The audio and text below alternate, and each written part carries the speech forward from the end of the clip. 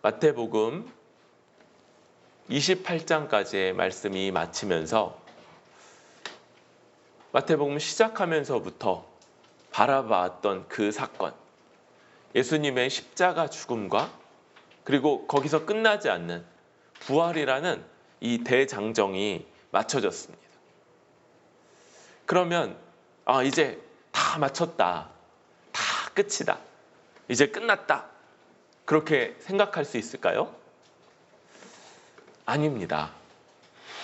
오늘 말씀, 이제 누가가 쓴 이 누가복음의 후편이라고 할 수 있는 사도행전은 예수님의 십자가 죽음과 부활이 거의 동등한 분량의 무언가 또 다른 이야기로 연결되고 있고, 이 내용을 알 때에만, 이 내용을 온전히 이해하고 이 내용을 믿을 때에만 십자가 죽음과 부활 또한 제대로 알고 믿고 또 붙잡는 것이다 라고 말하고 있는 것이죠. 그래서 우리는 이 예수님의 십자가 죽음과 부활이라는 이 놀라운 사건에 필연적으로 이어져야만 하고, 또 그것을 온전히 믿고 의지하고 붙잡기 위해서는 반드시 알아야만 하는 그 뒷이야기를 이제부터 다루고 이해하고 또 붙잡아 갈 수 있기를 원합니다. 사도행전을 시작할 때 사도행전은 데오빌로여 내가 먼저 쓴 글에는 이렇게 시작합니다. 데오빌로라는 아주 특정한 수신자가 있는 서신이고요. 그리고 먼저 쓴 글을 언급하고 있습니다. 누가복음 1장 3절에서 바로 이 동일한 대상 데오빌로에게 쓰여지는 그 편지 누가복음이 기록되어 있고요. 그래서 우리는 이 내용이 바로 누가복음에 이어지는 내용이며, 복음서, 예수님의 공생애와 탄생 공생애, 그리고 십자가 죽음, 부활에 이어지는 바로 그 속편이며, 필연적으로 예수 십자가 복음과 죽음과 부활이 반드시 이어져야 되고 반드시 연결되며 반드시 여기까지 관점이 확장되어야만 하는 그런 내용들을 다루고 있다는 것을 보게 됩니다. 먼저 쓴 글이 다루었던 것은 예수께서 행하시며 가르치시기를 시작하심부터 그가 택하신 사도들에게 성령으로 명하시고 승천하신 날까지의 일을 기록하였던 것, 이것이 먼저 쓴 글 누가복음이며, 조금 더 확장한다면 복음서의 내용이라고 할 수 있겠죠. 예수님이 행하시고 가르치시기를 시작하심부터 택하신 사도들에게 성령으로 명하시고 승천하신 날까지의 일. 그렇다면 이제 우리는 사도행전이 어떤 식으로 펼쳐지게 될지를 바로 여기서부터 예상할 수 있게 되는데요. 그것은 바로 승천하시기까지 가르치시고 행하신 것, 이제 사도행전은 승천하신 후에 그가 여전히 행하시고 가르치시기를 계속하시는 것이다 라고 묘사할 수 있는 것이죠. 예수님은 이 땅에 계시면서 승천하시기 전까지 제자들과 함께 육체로 함께 하시면서 그들에게 행하고 가르치셨습니다. 그런데 이제 승천하신 예수님은 성령을 통해서 계속 행하시고 계속 가르치시면서 이들을 계속 인도하시는 것, 그것이 사도행전의 내용이라고 할 수 있겠죠. 그래서 사도행전이라고 하는 이 이름을 또 다른 이름으로 성령행전이라고도 말한다고 그렇게 우리가 이야기를 했죠. 그렇게 하여 이제 예수님은 40일 고난받으시고 부활하셔서 40일간을 제자들과 함께 하십니다. 그럴 때 하나님 나라에 대한 것, 하나님 나라의 일을 가르치셨다, 말씀하셨다, 이렇게 말하시는 것이죠. 예수님의 십자가 죽음, 부활, 특별히 여러 가지 증거들을 통해서 부활하셨음을 나타내시면서 하나님 나라의 일을 말씀하신다, 이렇게 본문이 말하고 있는 것이죠. 여러분, 그럴 때 우리는 이제 유치원생 이상의 국어 실력을 갖는 사람들로서 하나님 나라가 예수님의 십자가 죽음과 부활하고 뭔가 깊이 관련되어 있다는 것을 생각하게 됩니다. 하나님 나라는 이 예수님의 십자가 죽음, 부활, 이것과 관련되어 있으며 예수님의 십자가 죽음과 부활은 하나님 나라라는 관점에서 이해해야 제대로 이해할 수 있다는 것이죠. 그럴 때 우리는 마태복음 초반에 예수님이 이 땅에서 가르치시고 행하시기를 시작하시면서 하나님 나라가 가까이 왔다, 회개하고 이제 믿으라, 이런 말씀들로 명하셨던 것을 기억하게 됩니다. 이 하나님 나라는 여기서 40일간 비로소 가르쳐지게 된 것이 아니라 사실은 예수님이 처음 이 땅에서 가르치시며 행하시기를 시작하신부터 가르치시고 행하셨던 내용의 핵심이었던 것이죠. 그러면 신약에 와서, 복음서에 와서 비로소 가르쳐지기 시작한 것이냐? 그렇지 않습니다. 우리 복음의 기초를 배운 사람들로서 하나님 나라는 어디서부터 시작하는 이야기라고 알고 있습니까? 태초 또는 창조, 창세기 1장에서부터 시작하는 것, 그것이 하나님 나라요. 이제 예수님이 십자가 죽음과 부활로서 새로운 전기, 새로운 대전환점을 연 하나님 나라 이야기. 그런데 그 이야기는 창조로부터 시작하고 있다는 것을 볼 수 있는 것이죠. 우리 이런 관점들을 다시 한번 살펴보기를 원합니다. 창조에서부터 드러난 이 하나님 나라, 이것은 하나님의 나라, 하나님의 다스림, 하나님이 이 세상을 지으시고 통치하시는 하나님의 목적과 관련되는 것이죠. 하나님은 세상을 지으시기 전에도 부족함이 없었습니다. 하나님은 뭔가가 부족하거나 뭔가 빈곤하거나 자기를 숭배하고 또 재물을 바쳐 먹여 살려야 되는 어떤 존재가 필요했던 분이 아니시죠.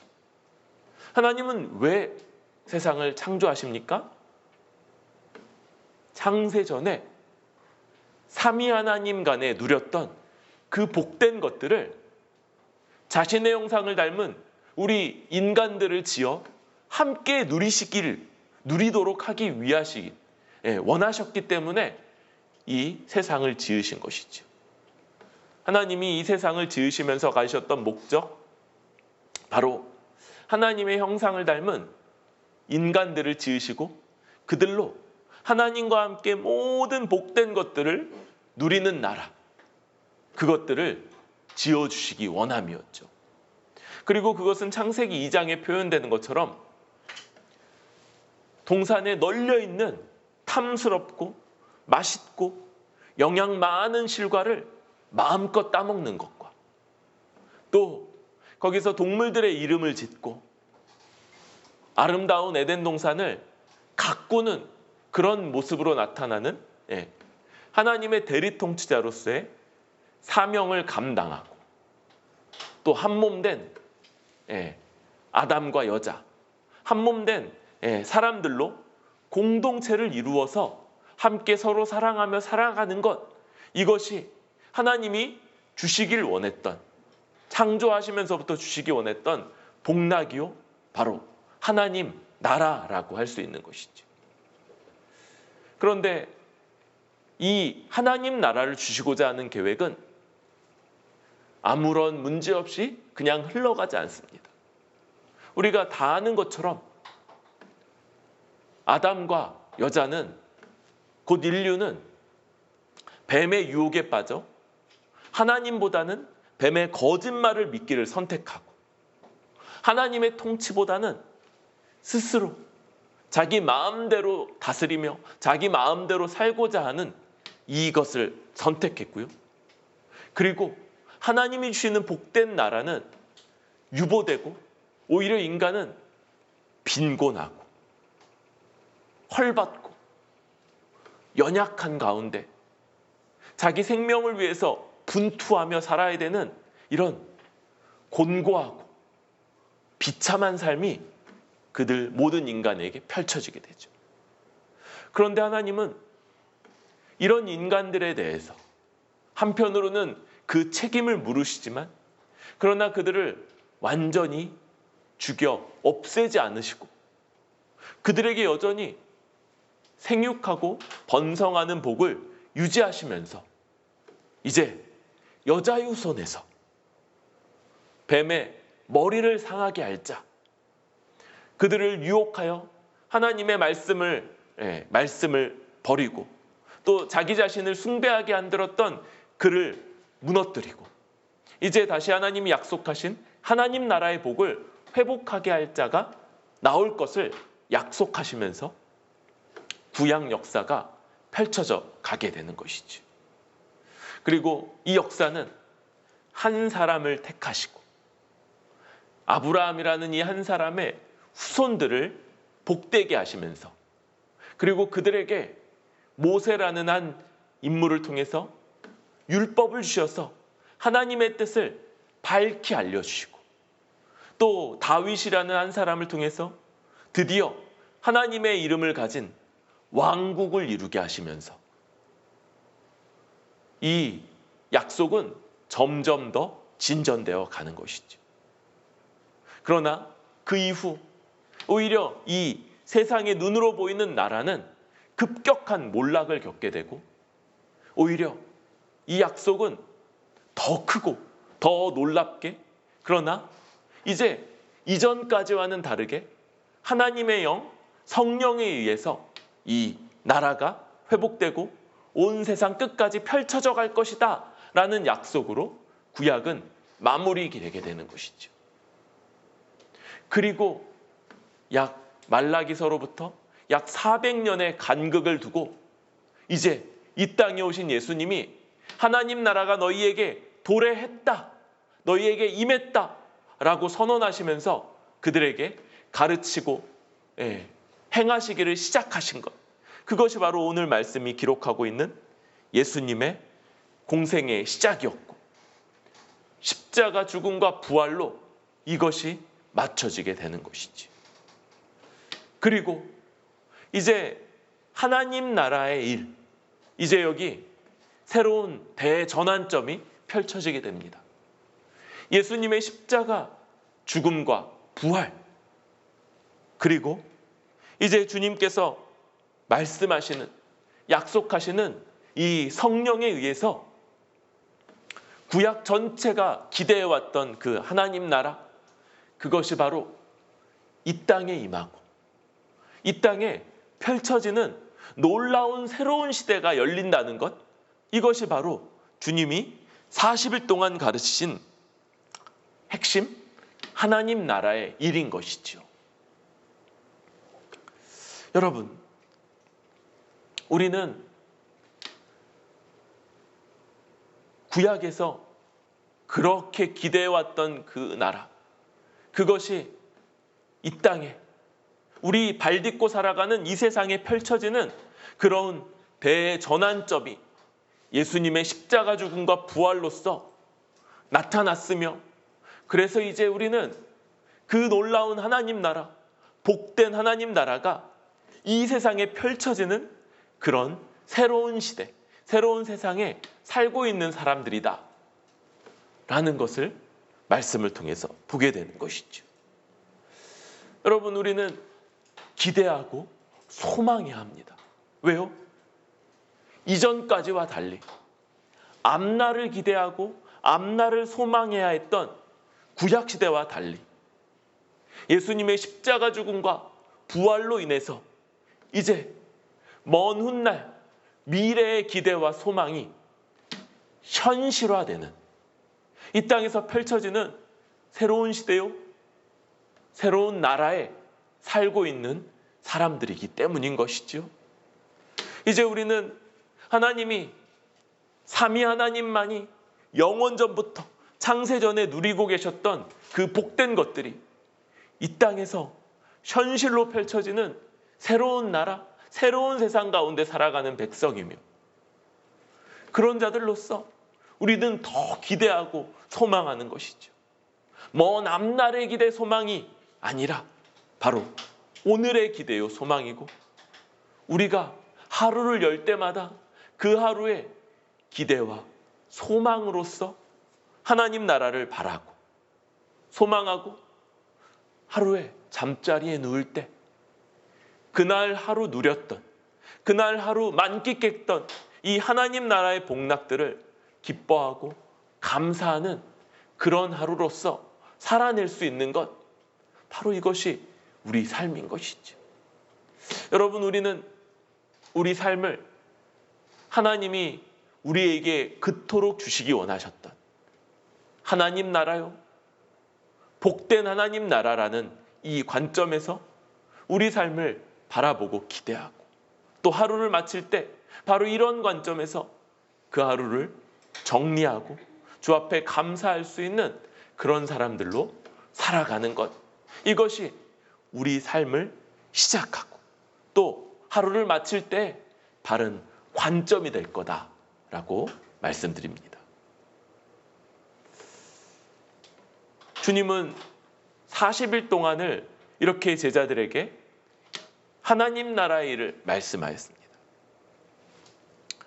그럴 때 이제 제자들에게 가르치신 내용이 4절, 5절에 요약되어 있는 것이죠. 4절, 5절을 우리 한 목소리로 읽도록 하겠습니다. 시작. 사도와 함께 모이사 그들에게 분부하여 이르시되 예루살렘을 떠나지 말고 내게서 들은 바 아버지께서 약속하신 것을 기다리라. 요한은 물로 세례를 베풀었으나 너희는 몇 날이 못되어 성령으로 세례를 받으리라 하셨느니라. 지금 이 예루살렘을 떠나지 말고 내게서 들은 바 아버지께서 약속하신 것, 그것을 기다리라 라는 명령이죠. 여러분, 이것은 예수님이 말씀한 것일 뿐만 아니라 아버지 곧 하나님이 약속하신 것이기도 하죠. 하나님 나라가 이미 말씀드린 것처럼 구약의 이 역사를 통해서 펼쳐지고 궁극적으로 하나님의 영, 성령이 임하여서 성취된다는 것이 구약의 약속이었는데, 이제 예수님은 바로 그 성령을 기다리라 이렇게 명하시는 것이죠. 5절에 예수님이 공생애를 시작하실 때 요한이 예언적으로 예수님을 향해서 말씀했던 것, 나는 물로 세례를 주었으나 그는 너희에게 성령으로 세례를 베풀 것이다 라고 말했던 그 일을 인용하시면서 예수님은 요한의 물 세례와 비교조차 할 수 없는 성령의 세례가 이제 곧 너희에게 임할 것이다 라고 말하는 것이죠. 여기서 성령은 세례라는 표현과 긴밀하게 관련되게 됩니다. 그래서 우리가 이 본문을 연구할 때 시온 리을이 성령이면서 또 세례, 이 두 가지가 많이 반복됐죠. 이 세례라는 표현은 밥티조라는 그런 단어가 쓰여집니다. 지금 우리는 이 세례식에서 물을 떠서 이마에 3번 튀기는 이런 방식으로 세례가 이루어지죠. 그런데 당시의 세례는 오늘날 우리가 침례라고 부르는 방식. 그래서 강가나 개울가 같은 데로 가서요. 거기에 전신이 물에 잠기는 방식으로 그렇게 행해졌습니다. 우리 잘 아는 이 나사렛 교단의 주안교회는 침례를 행하고 있고요. 그래서 이런 침례가 있는 날은 예배당에 이런 욕조 같은 것들을 준비하고 거기에 한 명을 머리끝부터 발끝까지 잠기게 하는 방식으로 이렇게 세례를 베풀고 있죠. 성령이 제자들에게 또 우리에게 임하는 것을 바로 이 세례, 침례라는 방식으로 묘사하고 있는 것. 이것은 어떤 겁니까? 성령이 우리에게 오실 때 그냥 찔끔 오시는 일이 없다는 것이죠. 한 사람이 물에 머리끝부터 발끝까지 잠겨서 온몸, 전신이 물에 흠뻑 젖는 것과 같은 방식으로 성령께서 임하셔서 우리 가운데 거하게 되시는 것, 바로 이것을 성령 세례, 성령의 임함을 세례라는 방식으로 표현하고 있는 것이죠.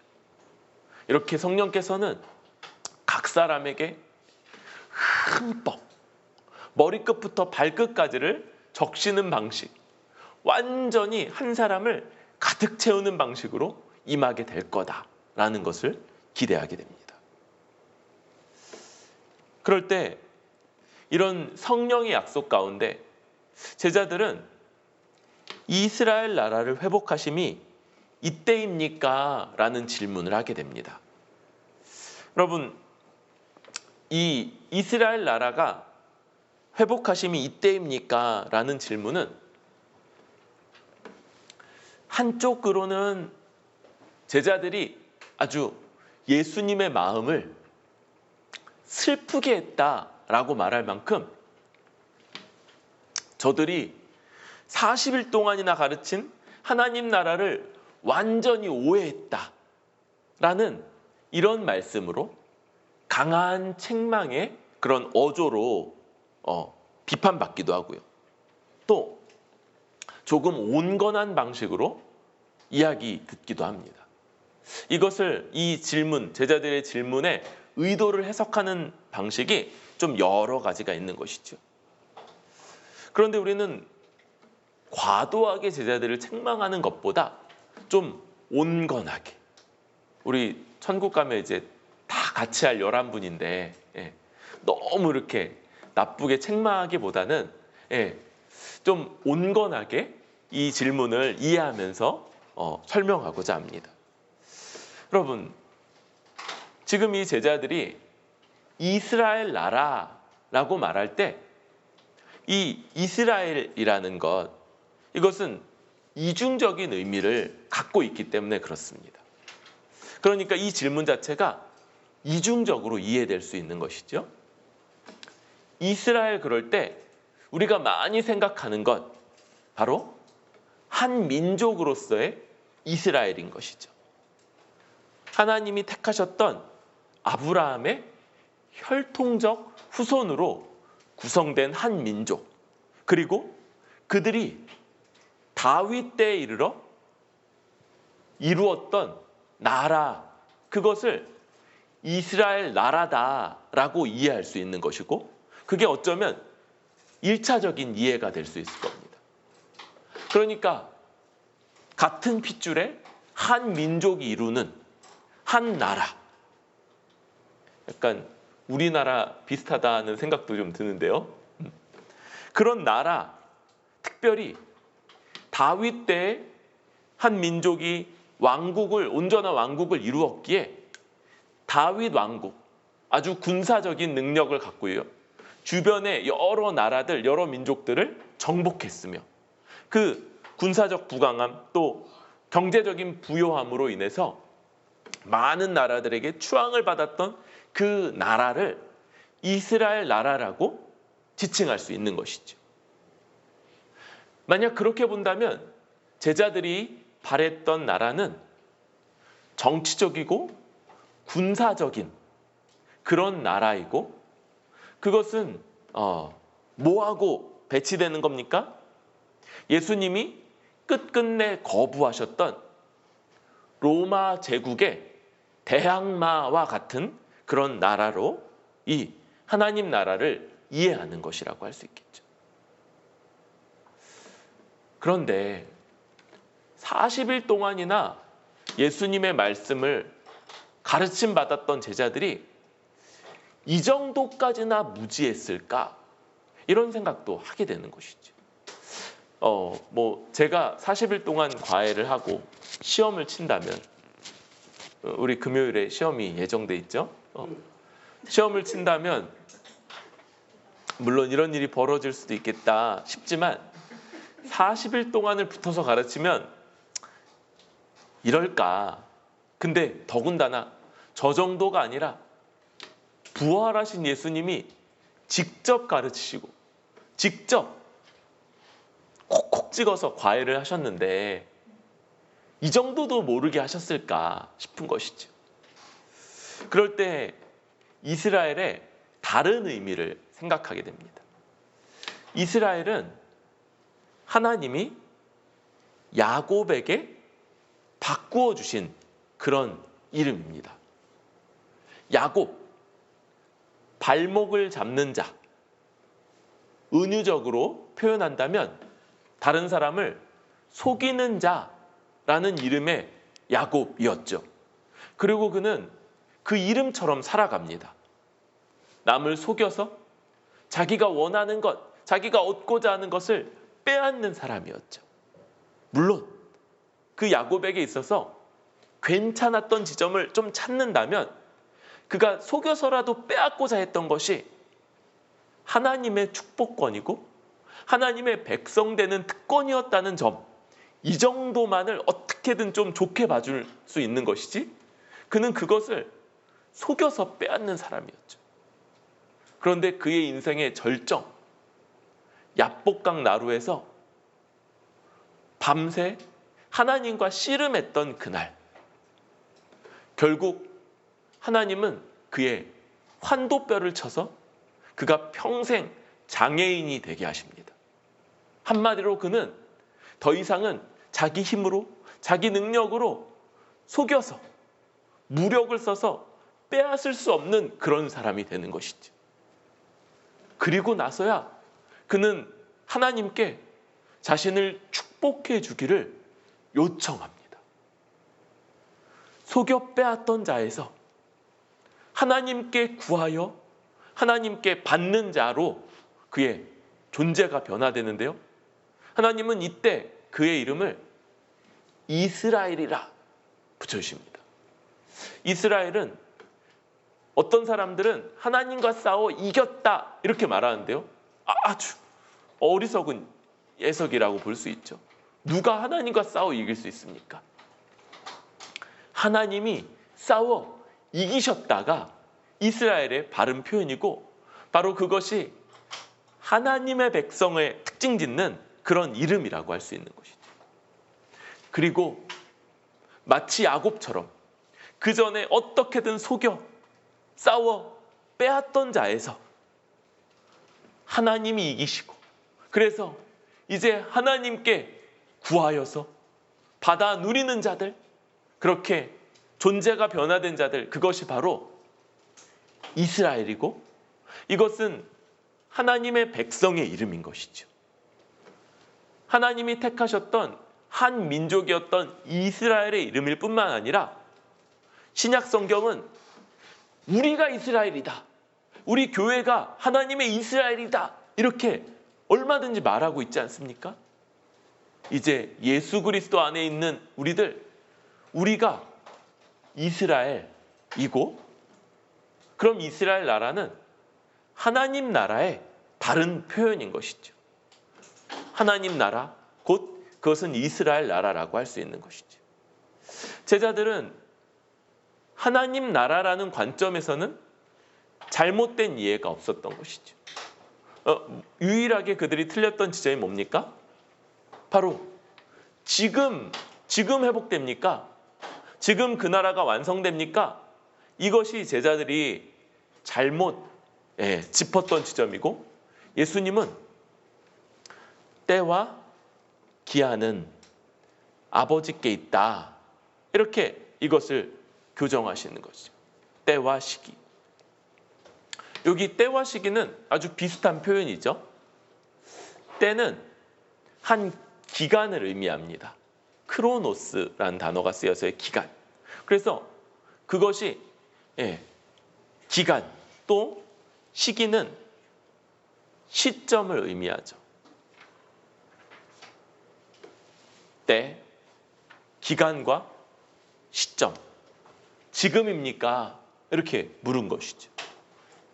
그런데 예수님은 그 지점에서 제자들의 질문을 교정하십니다.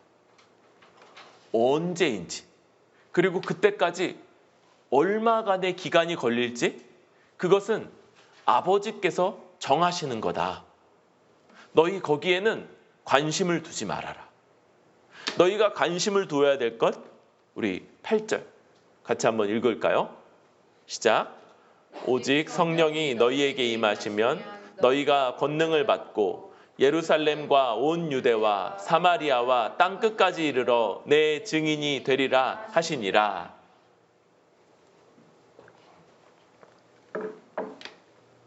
관심을 가져야 하지만 것, 때와 시기, 그때까지의 기간과 또 정확한 때, 이것들은 관심을 갖지 말아야 할 것입니다.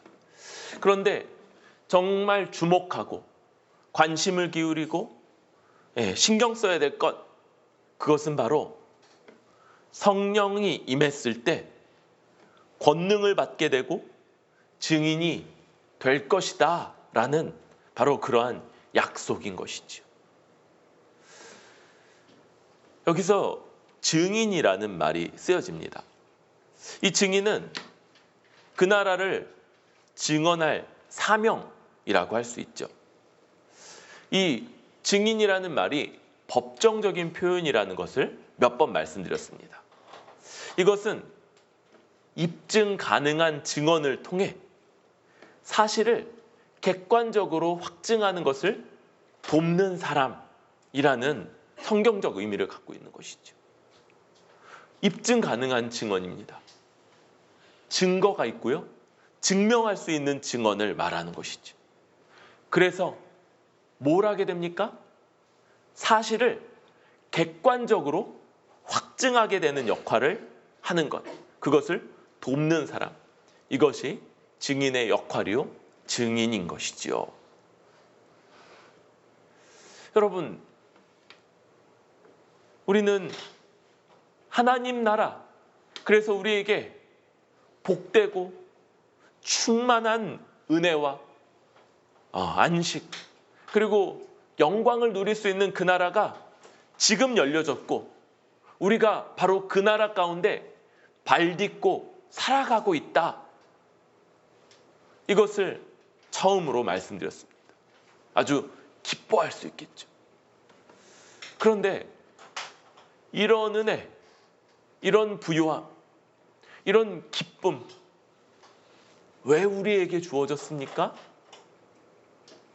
하나님은 우리가 그렇게 기뻐하며 감사하며 찬양하며 살아가는 삶 가운데 바로 증인되게 하기 위해서 이런 일들을 행하셨다라고 본문은 말하고 있는 것이죠.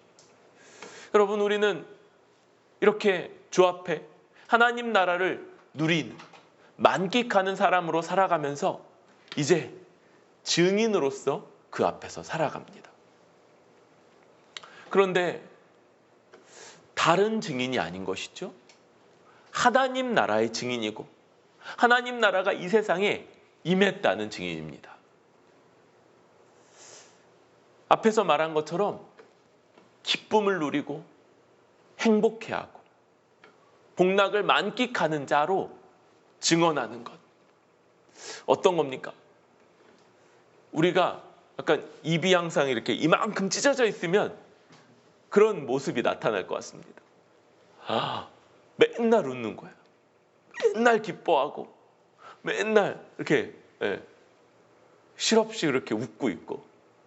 그럼 옆에 사람들이 야, 뭐가 좋다고 그렇게 웃냐?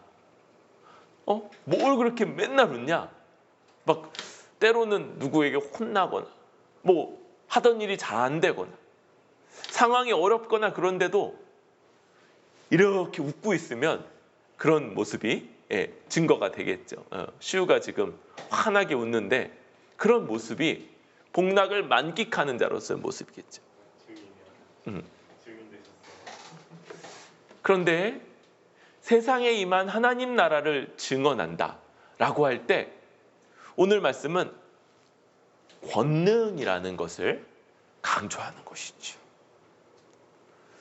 성령이 머리끝부터 발끝까지를 흠뻑 적시는 것 같이 임한 자, 그런 자, 또 그런 공동체에게는 권능이 부여된다. 권능을 소유하게 된다.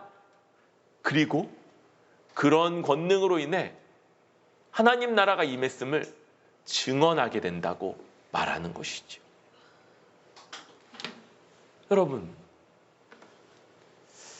하나님 나라를 증언할 증인에게는 바로 이 권능을 부여받는 것, 권능이 그 가운데 함께하는 것, 그리고 능력이고 권위라고 할 수 있는 이 권능으로 인해서 기뻐할 수 없을 것 같은데 기뻐하고요. 온갖 일들이 풍파가 험하고 큰 위기가 닥쳐오는데도 평안하며 수많은 불의한 일들과 어려운 일들 속에서도 감사하며 찬양하는 이런 방식의 권능. 이 세상에서 자연적으로, 자연스럽게 다들 그리하는 것과는 다른 방식으로 세상을 살아내고 세상을 이겨내는 방식의 권능.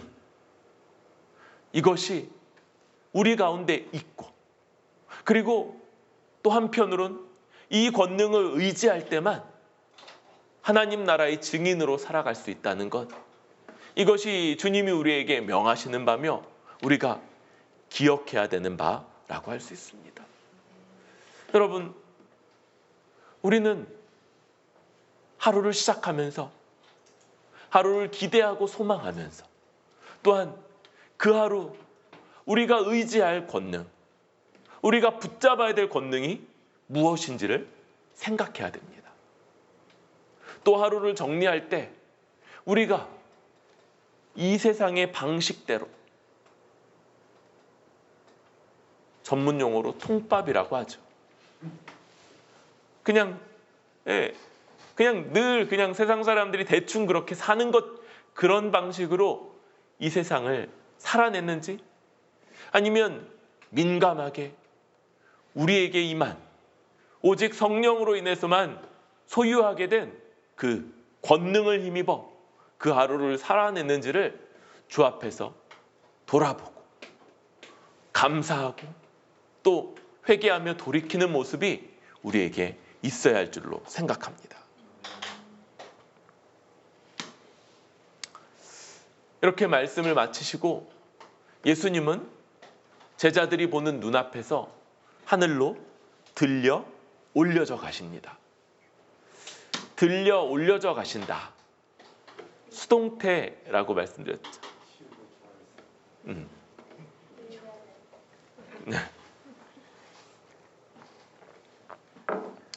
하나님이 예수님을 들어 올리시는 것, 마치 떠받치며 들어 올리는 모습, 이것을 묘사하고 있는 것이고요. 그리고는 그렇게 올려가신 그 하늘만 바라보고 있는 제자들에게 하나님은, 어쩌면 예수님 본인이 2명의 천사를 보내시죠.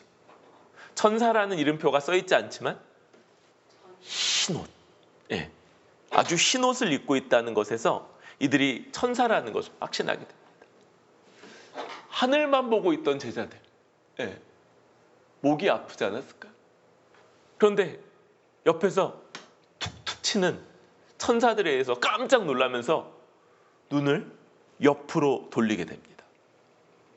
그리고 그 천사들이 그들에게 한 말, 11절 같이 읽어볼까요? 시작. 이르되 갈릴리 사람들아 어찌하여 서서 하늘을 쳐다보느냐.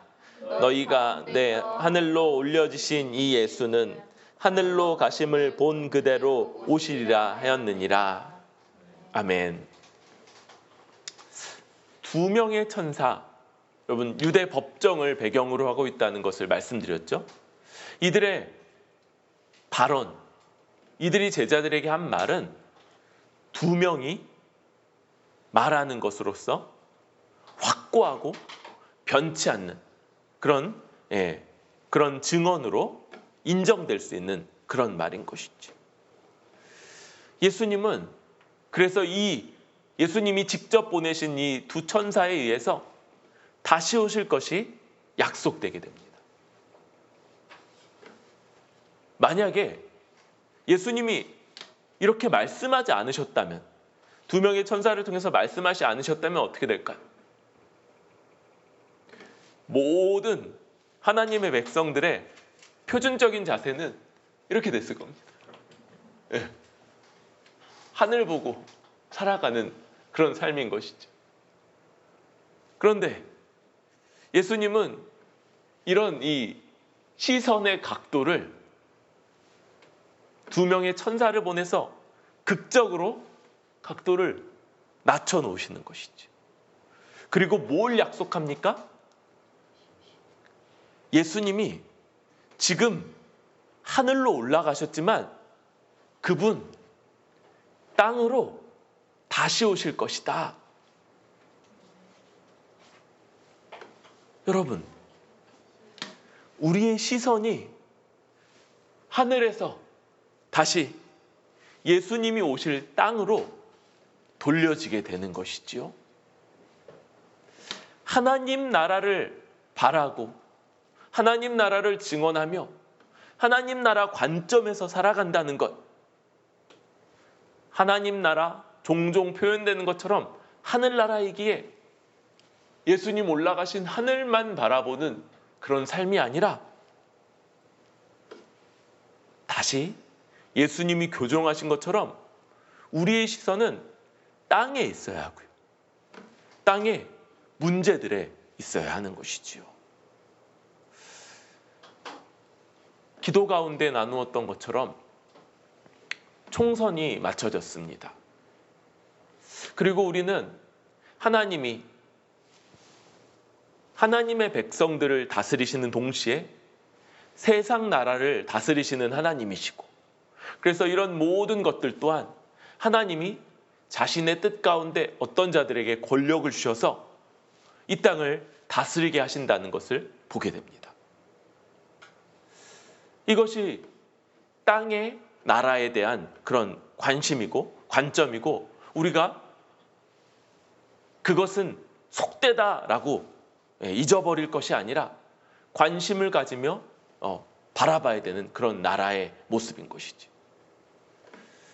그런데 여러분, 하나님의 세상을 향한 다스림, 이 일반적인 다스림은 언제나 제한적인 면이 있는 것이죠. 하나님은 넓은 의미에서의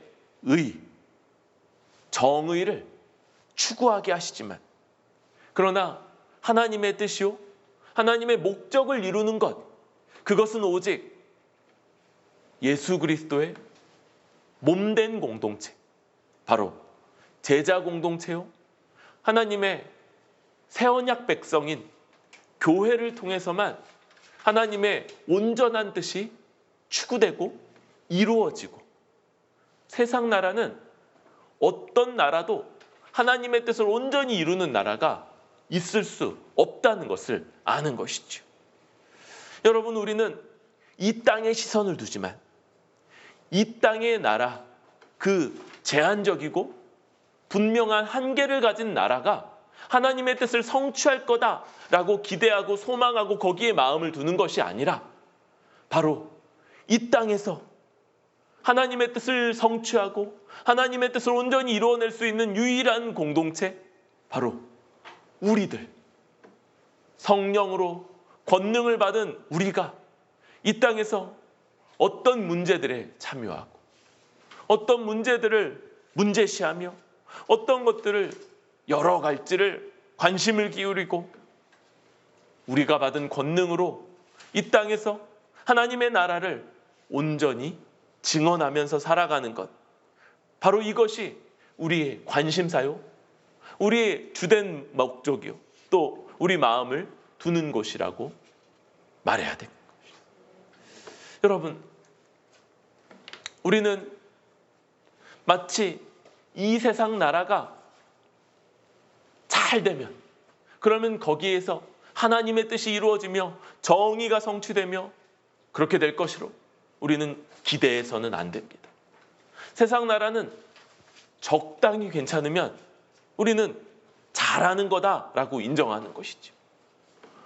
오히려 그들이 절대로 추구할 수 없는 것, 바로 하나님의 뜻, 정의와 공의이며 정의, 율법이 보여주고 있는 것처럼 하나님의 자기 백성들을 향한 사랑이요, 이웃을 내 몸과 같이 사랑하는 이 모습, 이것은 오직 성령으로 권능을 부여받은 공동체 우리만이 가능하다는 것을 알고, 또 이 세상에 철저한 공의, 하나님의 백성들이 이웃을 내 몸같이 돌보면서 나타내는 이 공의 역시 오직 우리들만이 나타낼 수 있다는 것을 기억하면서 우리가 우리 받은 권능으로 하루 종일 이것을 이루며 살아가기 위해 애쓰는 것, 이것이 하나님의 백성, 하나님의 특별한 공동체, 예수님의 몸이요, 예수님의 제자 공동체인 우리 교회만이 할 수 있고, 교회가 땅의 시선을 두고 땅의 문제들 가운데 우리 받은 권능으로 살아내야 될 삶이요, 관심사다라고 할 수 있을 것입니다. 여러분, 하나님 나라가 이 땅에 임했습니다. 예수님의 십자가 죽음과 부활로 이 세상에 임했고, 우리는 먼저 하루하루를 기대와 소망, 하나님이 우리에게 허락하시는 복락을 누릴 것을 날마다 믿으면서 살아가는 것, 그리고 하루를 마칠 때 그 하루 그런 은혜가 우리에게 주어졌음에 인해 감사하면서 살아가는 것, 이것이 우리의 삶이 될 것입니다. 그런데 우리는 그런 복락을 우리에게 주시는 하나님의 목적 또한 알고 있습니다. 바로 세상에 하나님 나라가 임했음을 증언하는, 드러내는 증인으로서 살아가기 위해서 하신 것이죠. 그리고 그렇게 살기 위해서 우리는 이 세상의 방식, 이 세상의 원리들이 아니라 하나님 나라의 권능이요, 성령이 부여하신 권능을 힘입을 때만 그런 증인으로서의 삶이 가능하다는 것 또한 생각하게 됩니다. 그리고 그런 우리는 이 땅의 여러 문제들, 여러 상황들 속에서 거기에 관심을 두고 거기에서 우리만이 가진 권능이요, 우리만이 가진 이 놀라운 하나님 나라의 복락들로 그 문제들에 어떤 대안을 내실, 그 문제들을 어떻게 풀어갈지를 전혀 다른 모습들을 나타냄으로써 우리는 하나님 나라가 임했음을 증언하고 또 그 복락을 누리는 공동체로 서게 될 것을 생각하게 됩니다. 바로 이런 하나님 나라 백성 공동체로서 살아가는 우리 뿌리 깊은 교회 되기를 소망합니다.